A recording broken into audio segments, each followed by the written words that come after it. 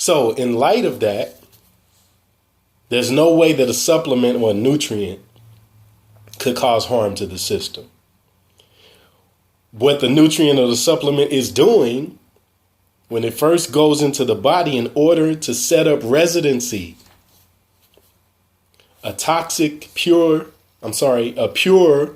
nutrient cannot exist simultaneously with a toxin. I'll say it again. A pure nutrient, a pure substance that is natural to the body cannot exist simultaneously with a toxic substance or a poison.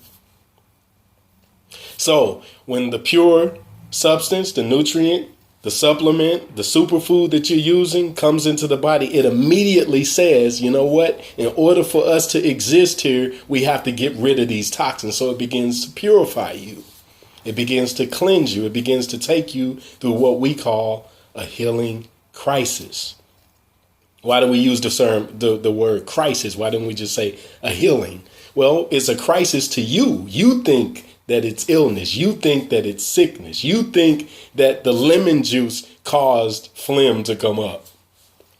Well, you're partially right.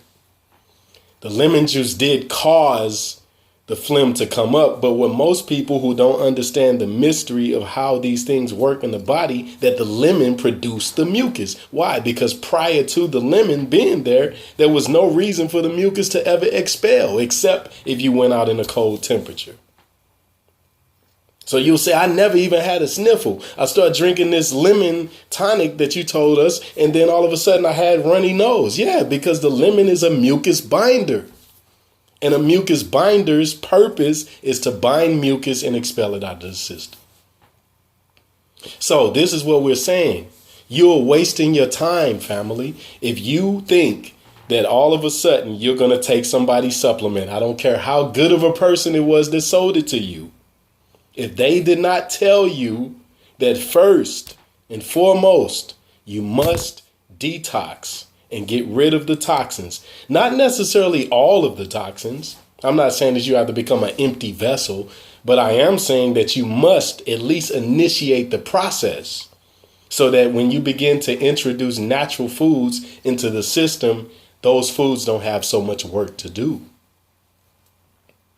So going back to our thesis, nutrition without detoxification is no nutrition at all.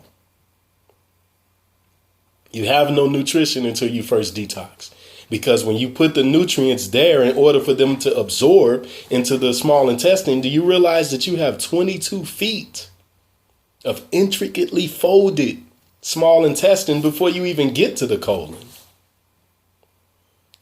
So can you imagine from what the most of us have been eating? All of this meat and processed, refined products, things that you can barely even chew. You don't have teeth in your digestive tract, hopefully. Hopefully you don't. You're not supposed to have. So there's nothing inside to help what was supposed to take place in the first of the 3 stages of digestion, which is mastication. You're supposed to chew the food until it becomes liquid and slides down the throat on its own. So it has to be something that can be chewed and turned to a liquid. It's a big hint right there. If you go to my Collinsville, the clip that I did at the Collinsville church, I talk a little bit about